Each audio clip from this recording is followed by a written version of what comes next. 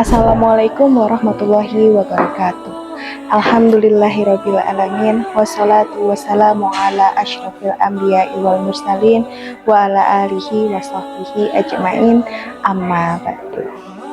Perkenalkan, saya Zahra Anidia Atin dari kelas MB 4913 dengan NIM 10401253060. Teman-teman, mari kita melihat realita hari ini. Apakah masih ada orang-orang yang rajin beribadah? Sholat? Iya. Puasa? Iya. Zakat? Iya. Bahkan melaksanakan ibadah haji dan umroh. Tapi anehnya, mereka masih gampang menghina orang lain, merendahkan orang lain, dan masih mengambil hak orang lain. Iya, korupsi. Teman-teman, sebenarnya dalam peristiwa ini Rasulullah sudah pernah bersabda dalam hadis riwayat Muslim nomor 2581. Rasulullah bersabda, "Ya'ti yaumal qiyamatin bisolatin." Datang di hari kiamat dengan pahala sholat yang banyak. Wasiyamin, puasanya rajin. Wazakatin, zakatnya tidak tertunda. Wayati kasyatama hadza, tapi sayang, dia rajin mencela orang lain. Wa qasafa hadza, dia rajin menuduh orang lain. Wa akala mala hadza, dan dia rajin mengambil hak orang lain. Fayu'ta hadza min hasanatihi wa hadza min hasanatihi. Bila ada orang yang sholat kemudian mencela, maka pahala sholatnya akan ditransfer kepada orang yang dicela itu. Itulah yang disebut orang yang bangkrut di akhirat nanti. Siapa nih yang masih suka STMJ kayak gitu? STMJ? Iya, sholat terus, maksiat jalan. Na'udzubillah. Untuk menghadapi peristiwa ini, mari kita lihat dari sisi sejarah. Teman-teman pasti tahu Abu Lahab dan Abu Jahal. Sampai akhir hidupnya, mereka masih dalam kesesatan, sehingga perilaku mereka tidak berubah. Namun kita coba lihat Umar bin Khattab. Dulunya dia adalah orang yang keras. Hampir setiap hari Umar suka menantang orang lain. Tetapi ketika Umar mendapatkan hidayah dan melaksanakan sholat, perilakunya berubah drastis. Dari yang awalnya mencela, menjadi mencinta, menuduh, menjadi merangkul, dan keras menjadi ketegasan. Begitulah orang-orang di zaman jahiliyah. Ketika mereka mulai mengenal dan melaksanakan sholat, sikapnya berubah drastis.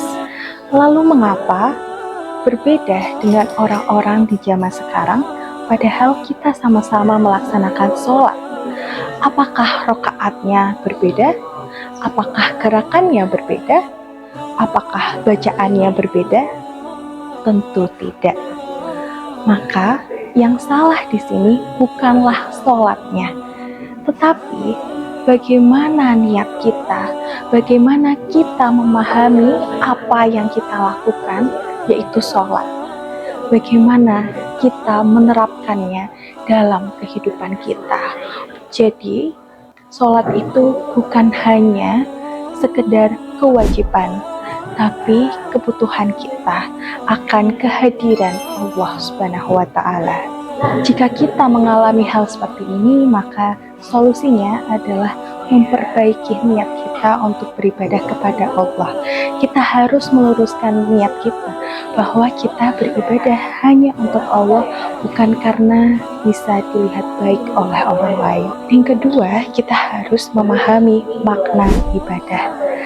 Ketika kita paham apa arti atau bacaan doa kita, kemudian kita paham arti gerakan kita, pasti kita akan terhindar dari perbuatan-perbuatan yang maksiat. Yang ketiga, kita harus menyeimbangkan antara ibadah dan sholat, karena di dalam Islam kesolehan tidak hanya diukur dari rajinnya kita beribadah, tetapi bagaimana perilaku kita terhadap sesama manusia. Dan yang terakhir, kita harus berani mengintrospeksi diri dan menjaga hak orang lain, agar nantinya pahala yang sudah kita kumpulkan tidak hilang di akhirat. Karena sesungguhnya ibadah yang baik tidak akan membuat akhlak kita menjadi buruk, dan akan terus dapat memperbaiki akhlak kita menjadi lebih baik lagi. Kesimpulannya, ibadah yang banyak tidak akan berarti jika akhlak kita buruk. Oleh karena itu, ibadah harus diiringi selalu dengan akhlak yang baik agar bernilai di sisi Allah SWT. Sekian dari saya. Mohon maaf apabila terdapat kesalahan. Wassalamualaikum warahmatullahi wabarakatuh. Teman-teman, di sini aku ingin kita merefleksikan apa yang sudah kita lakukan selama ini. Mungkin hari ini kita sudah rajin sholat, rajin mengaji, dan terlihat baik di hadapan manusia. Tetapi, mari kita bertanya kepada diri kita sendiri. Apakah ibadah kita sudah benar-benar mengubah akhlak kita? Jangan sampai lisan kita rajin berzikir, tetapi masih menyakiti orang lain. Jangan sampai tangan kita rajin bersedekah, tetapi masih mengambil hak orang lain. Karena sesungguhnya ibadah yang baik bukan hanya mendekatkan kita kepada Allah, tetapi juga membuat akhlak kita menjadi lebih baik kepada sesama manusia. Maka, mari kita perbaiki ibadah kita, perbaiki niat kita, dan perbaiki sikap kita. Semoga Allah Subhanahu wa Ta'ala menjadikan kita hamba yang bukan hanya rajin beribadah, tetapi juga memiliki hati yang lembut dan akhlak yang baik. Amin ya Rabbal Alamin.